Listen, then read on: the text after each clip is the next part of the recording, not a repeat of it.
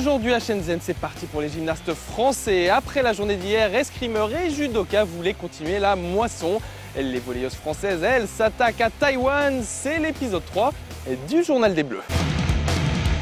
La 6e place mondiale avec déjà 5 médailles dont une en or, c'est le tableau des nations au début de cette journée.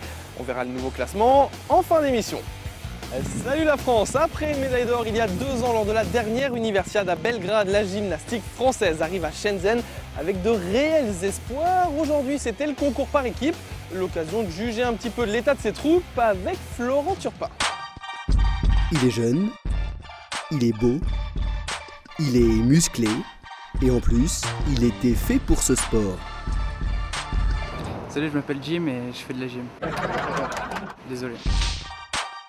Blague à part, l'équipe de France de gym s'apprête à disputer le concours par équipe, avec peut-être à la clé une toute petite chance de médaille. Ça va être chaud patate là, on va envoyer du lourd. On est contre des grosses nations, ça va pas être facile, mais on va donner tout ce qu'on a et on verra bien.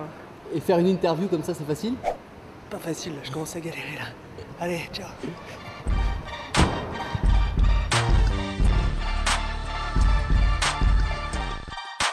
Face aux meilleures nations du monde, les 5 gymnastes français vont devoir tout donner. Tour à tour, ils s'élancent sur les appareils. Chacun de leurs passages fait grimper la note de l'équipe.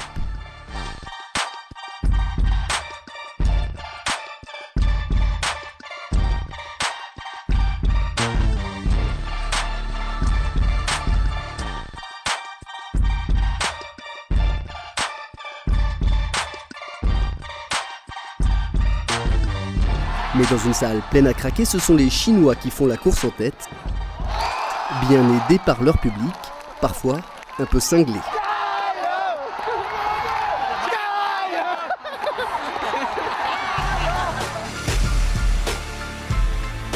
De leur côté, les Français réalisent une performance plus que correcte. Au final, ils décrochent la 6e place de ce concours général à cause notamment de quelques petites erreurs.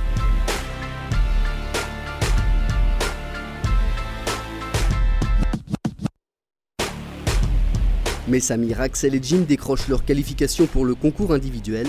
En revanche, pour Yann et Quentin, la compétition est déjà terminée et il va falloir s'occuper. On va chercher des petites copines quoi, pour passer un peu le temps. Pour les autres au lit, les épreuves individuelles commencent ce lundi. Hier, ça a été une réussite totale. 4 médailles pour les judokas, une médaille d'or pour les escrimeurs. Et du coup, ces 2 disciplines aujourd'hui, elles retournaient en action. Tommy Humbert était sur place pour voir si la moisson a été la même. Et on commence avec le judo, où les jours se suivent mais ne se ressemblent pas. Après les 4 médailles de la veille, Antoine Janin et Alexandre Idir échouent au pied du podium et reviennent bredouille. Tout le début du combat, c'est moi qui le fais. J'étais bien à la garde, c'est moi, il n'y a que moi qui attaquer, bon, il n'y a pas de judo qui tombe, ça c'est comme ça, tant pis. Puis il fait 2 grosses attaques dans le combat, il y en a une où il met, voilà, c'est décevant, mais c'est comme ça. À quelques mètres de là, Virginie Marchal est sur un nuage.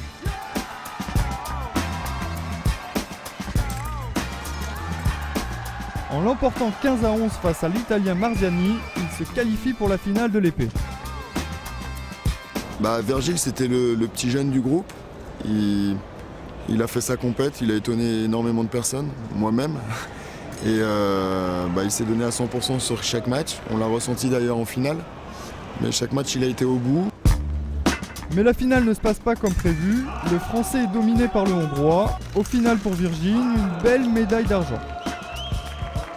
L'objectif, une fois arrivé en finale, c'est de la gagner, quoi. Après, sur le coup, c'est sûr qu'on ne peut pas être tout sourire, quoi. Après, non, je suis content de ma médaille. C'est une belle médaille. Et déjà pour le groupe, c'est une médaille surprise pour nous tous. Et je pense que ça amène, il va y avoir une révolte par équipe, donc ça va amener quelque chose de bon pour dans 3 jours. Rendez-vous dans 3 jours, avec le sourire. Niveau sport co, après le foot et le water polo, c'est au tour des volleyeuses d'attaquer leur tournoi. Elles affrontaient aujourd'hui pour leur premier match de poule Taïwan. Et ce match, on l'a vécu à leur côté. Pour le premier match d'une toute nouvelle équipe, on peut d'habitude s'attendre à un peu de stress. Mais côté volleyeuse, on a décidé d'évacuer. Regardez les angles, ils sont magnifiques.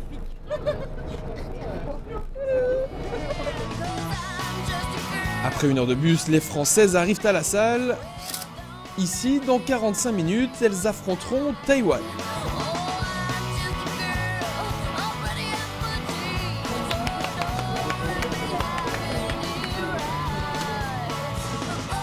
Vous savez comme moi souvent que le premier match ou les premiers matchs déterminent beaucoup de choses sur le reste de la compétition.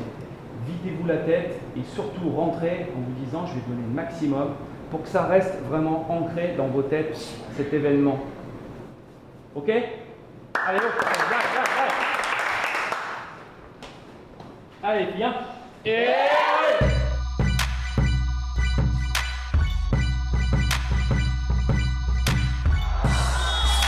Après un premier set difficile concédé 25-20, les Françaises réagissent et remportent le deuxième 26-24.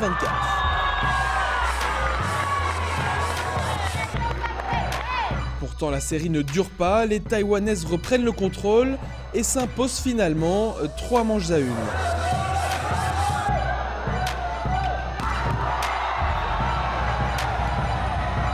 D'où leur supplémentaire, les Françaises perdent en plus Félicia Menara et Christina Bauer sur blessure.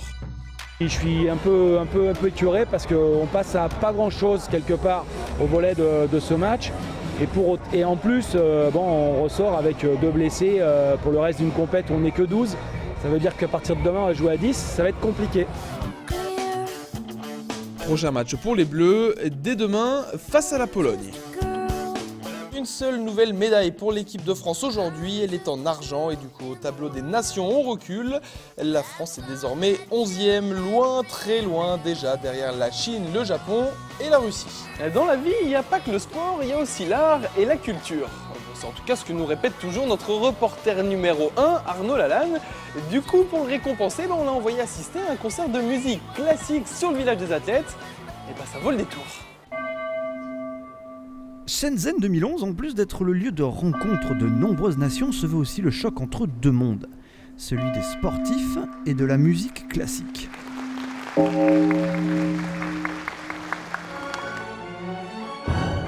C'est devant une salle pas vraiment pleine, mais quand même, que l'orchestre de Shenzhen tous les soirs exécute des pièces classiques.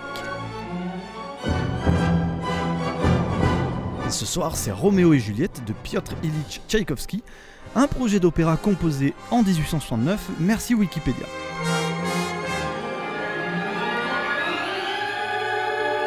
Oh mon Roméo, jamais rien ne tuera notre amour à part peut-être ce badge ridicule qui sourit bêtement.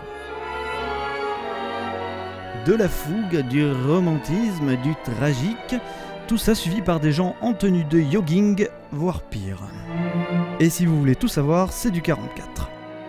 Même en général, la musique classique, ça attire pas forcément beaucoup de monde, donc c'est bien d'essayer de promouvoir ça. Je pense que c'est très bon pour la relaxation. Après l'entraînement, tu ne penses plus au stress de la compétition. Voilà, c'est juste de la relaxation et de la musique. Relaxing, peut-être un peu trop pour certains, à croire que les amourettes entre Capulet et Montaigu ne font pas le poids face à une journée de compétition. Roméo et Juliette, c'est pas cette histoire où il y a un bateau qui coule à un moment?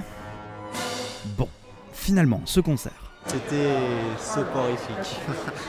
Là, c'était super.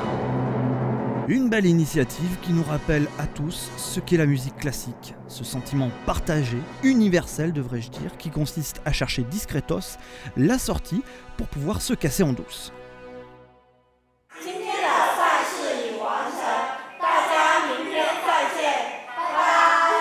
Et dire qu'il y a encore des gens qui sont prêts à me payer pour ce métier. À demain, ciao ciao.